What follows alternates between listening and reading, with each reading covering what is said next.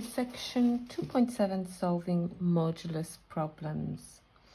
So in example 22, there is a function f of x equals 3 of modulus x minus 1, close modulus minus 2, defined for x's belonging to real values. The first task is to sketch the graph of this function. So in order to sketch this, what you can do is approach by doing the transformation of graphs. So if you say a function g of x is equal to modulus of x minus 1, then you are asked to transform this function by multiplying it by 3, because there's a 3 in front of the modulus x minus 1, and then take away 2. So we'll be stretching it with a factor of 3 along the y-axis and then shifting the whole thing down.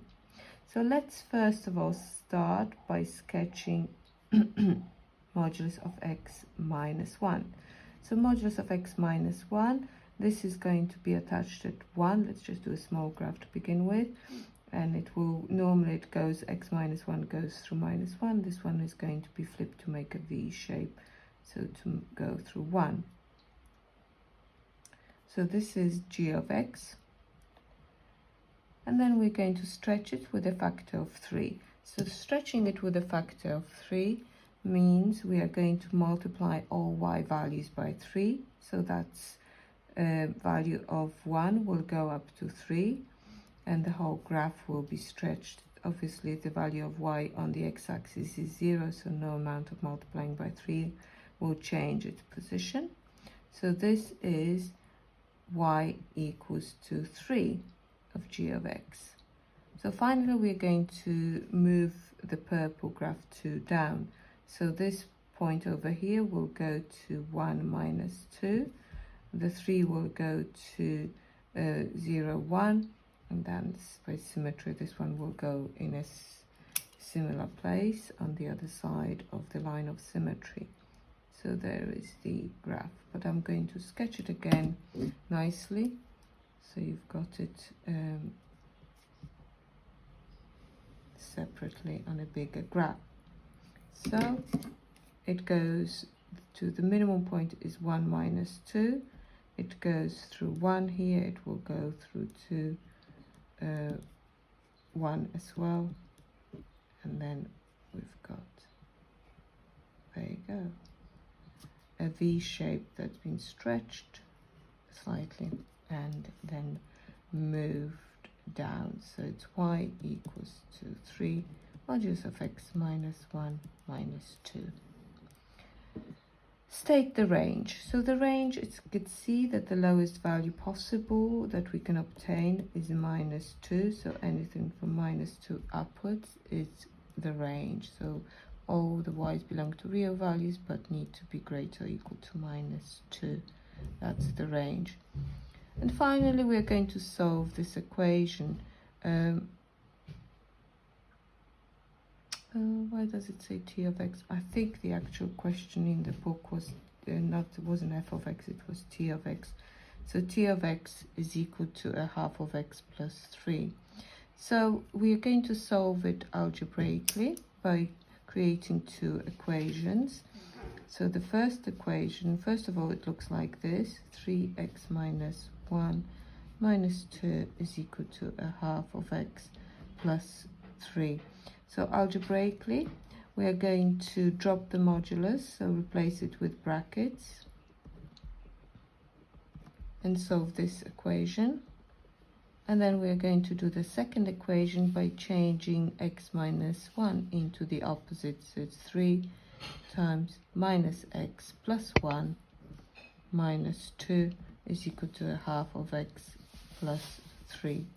So we will have 3x minus 3 minus 2 is equal to a half of x plus 3. So 2.5 of x. Over here you will have 5 and 3, which is 8. So x is equal to 8 over 2.5, which is 16 over 5, which is 3.2. the second equation, it's minus 3x plus 3 minus 2 is equal to a half of x plus 3. So here if we add that 3, you'll have 3.5. I'll put 3.5. X on that side, the 3 will cancel. You'll have minus 2 on that side. So x is equal to minus 2 over 3.5, which is minus 4 over 7. I'll leave it like that.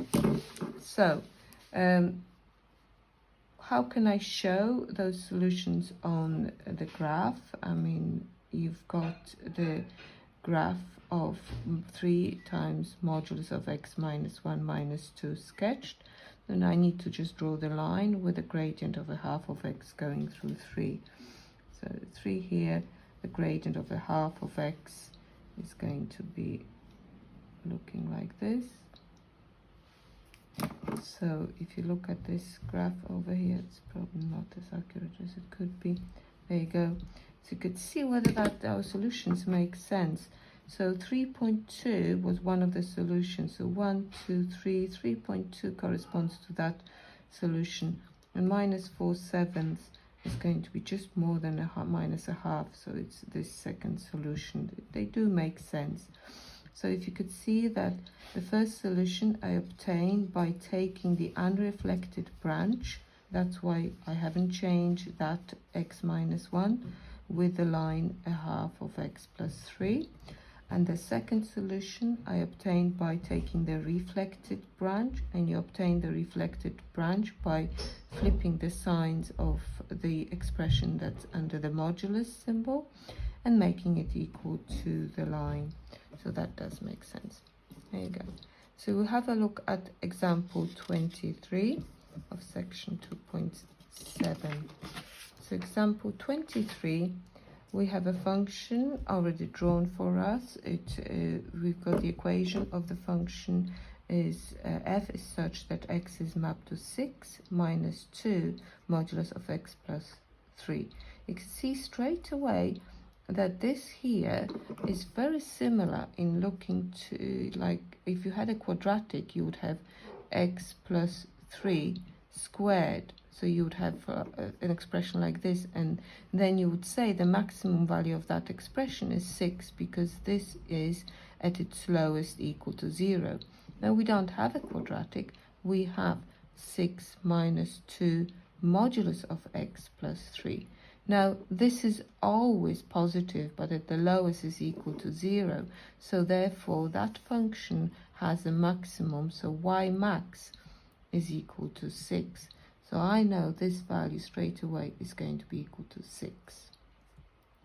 So therefore the range of that function is going to be y belonging to real values, and y is less than or equal to 6.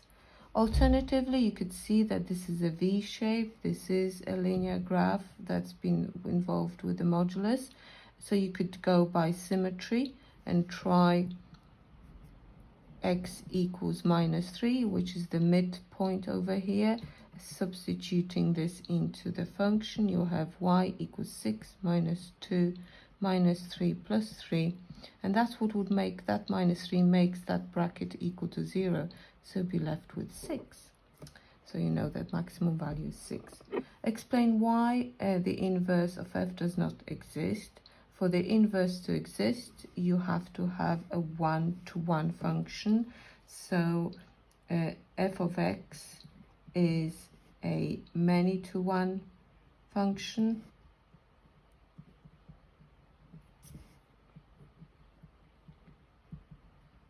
So as for the inverse to exist, the function needs to be 1-to-1, because don't forget, for one input you get one output, so then when you reverse the process, that output becomes the input and it will only be taken to one output.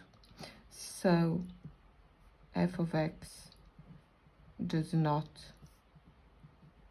have an inverse.